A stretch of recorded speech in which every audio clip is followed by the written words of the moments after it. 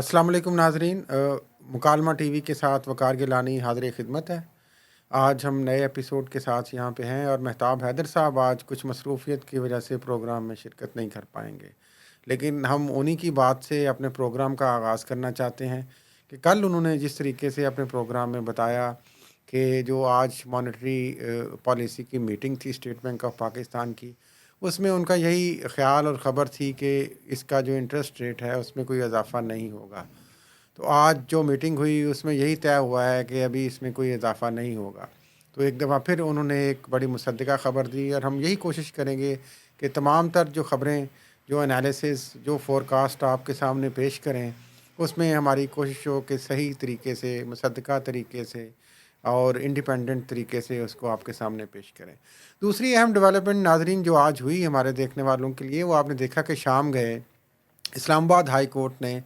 नवाज़ शरीफ जो साबिक़ वज़ीर-ए-आज़म पाकिस्तान हैं, उनको दूसरा जो बड़ा केस था उनका अल अज़ीज़िया रेफ़रेंस केस, उसमें उनकी अपील जो है वो एक्सेप्ट कर ली और उनको उन्होंने उससे क्विट कर दिया, रिहा कर दिया और वो फ़ैसला और वो केस ख़त्म कर दिया। तो इस तरीके से नवाज़ शरीफ साहब की जो तमाम राहें अब बड़ी तेज़ी से हमें नज़र आ रहा है कि हमवार होती आ रही हैं। और मैं अपने देखने वालों को याद कराऊँ कि ये भी इसी प्रोग्राम के तवज्जुह से हमने बात की थी कि जब ये इलेक्शन शेड्यूल उसी वक्त आएगा जब मियाँ नवाज़ शरीफ की तमाम ये जो केसेस में अपीलें हैं ये डिस्पोज़ ऑफ हो जाएंगी और उसमें उनको क्विट कर दिया जाएगा। तो अब ज़्यादा कभी इम्कान ये है कि कल या परसों और आखिरी हद जुमा तक जो इलेक्शन कमीशन है वो शेड्यूल का ऐलान कर देगा इंतखाबात का, और उसमें नवाज़ शरीफ जो हैं वो बग़ैर किसी तकलीफ़ के, बग़ैर किसी हुज्जत के वो अपने नॉमिनेशन पेपर्स जो हैं वो क्वालिफ़ाइड कैंडिडेट के तौर पे फ़ाइल कर सकेंगे। तो नाज़रीन जिस तरीके से वैसे हम देख रहे हैं कि मियाँ नवाज़ शरीफ जो चौथी बार वज़ारत उस्मा की लोग कहते हैं कि मंज़िलें अबूर करते जा रहे हैं, तो उससे तो यकीनी तौर पे अंदाज़ा हो रहा है कि इलेक्शन भी होंगे शायद, और शायद वो रेस के घोड़े भी होंगे। पहली मंज़िल उन्होंने अबूर की लंदन से वापस आके, और एयरपोर्ट पे जिस तरीके से उनकी पज़ीराई हुई और नादरा की टीम वहाँ पे गई और बतौर पाकिस्तानी शहरी उनसे अंगूठे के निशान लिए उन्होंने। फिर जिस तेज़ी से इनकी अपीलें जो हैं वो समाअत के लिए फ़िक्स हुईं और जिस तेज़ी से उन अपीलों पे फ़ैसला हुआ, उसकी मिसाल हम नाज़रीन आज के इस अल अज़ीज़िया रेफ़रेंस की अपील से लेते हैं। इसकी सिर्फ़ 2 समाअतें हुई हैं, आपको बताएँ। उन 2 समाअतों में पहली समाअत में तो अल अज़ीज़िया रेफ़रेंस के हवाले से अपील को एक्सेप्ट किया गया, और एक्सेप्ट करने के बाद जो नैब ने कहा था कि इस अपील को दोबारा हमारे इस केस को आप नैब कोर्ट में भेज दें, उसको मुस्तरद करके उन्होंने कहा कि नहीं, हम इस अपील को सुनेंगे। और फिर अगली पेशी पे जो आज हुई और 2 बजे के बाद मियाँ नवाज़ शरीफ उसमें तशरीफ़ लाए, वहाँ पे 1 घंटे डेढ़ की समाअत में उन्होंने कहा कि जनाब अली, फिर नैब ने कहा कि हमें दोबारा वापस भेजा जाए नैब कोर्ट में, लेकिन उन्होंने उसको मुस्तरद करते हुए और कुछ थोड़ी देर के बाद उन्होंने फ़ैसला सुना दिया कि हम नवाज़ शरीफ को इसमें क्विट करते हैं। और जो उसमें उन्होंने कहा गया कि इसकी कोई एविडेंस नहीं है, वाजिद ज़िया की जो उस वक्त की रिपोर्ट थी जो बड़ी मशहूर हुई, एफआईए के ऑफिसर थे उस वक्त, उसके मुताबिक हमने ये रिपोर्ट बना के उनको इसमें नॉमिनेट किया था।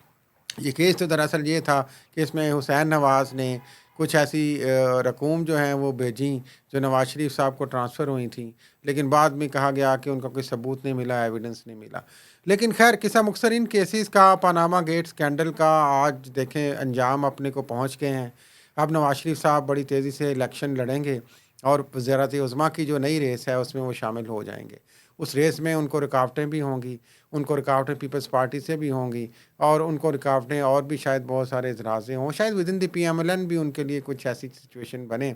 कि कल को वो वज़ीर-ए-आज़म ना बने, लेकिन अभी तक उनको चौथी बार वज़ीर-ए-आज़म के लिए खुशामदीद कहा जा रहा है।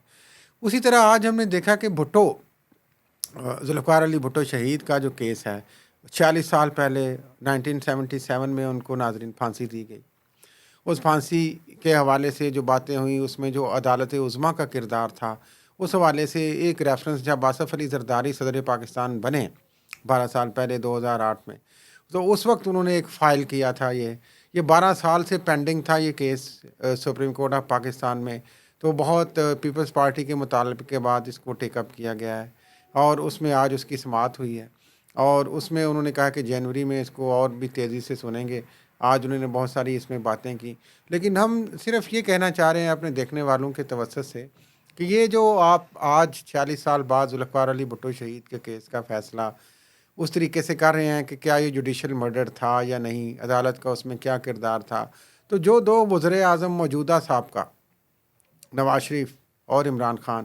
وہ جس طریقے سے اپنے انصاف کے منتظر ہیں، میرا خیال ہے کہ عدالتیں ان کو بھی دیکھیں، اور جس طریقے سے وہ اکاؤنٹیبلٹی چاہتے ہیں ان لوگوں کی جو لوگ یہاں پہ حکومتوں کو چلنے نہیں دیتے، ان کو بھی دیکھیں۔ تو میرا خیال ہے قاضی فائز صاحب کا یہ ایک بڑا امتحان ہوگا کہ وہ بھٹو کیس کے بعد کیا اس طرح کے جو انصاف ہیں جو موجودہ سابق وزرائے اعظم ہیں، کیا ان کے انصاف کے حوالے سے اور ان کی حکومتوں کو گرائے جانے کے حوالے سے کیا کسی اور منطقی انجام تک پہنچیں گے کہ نہیں۔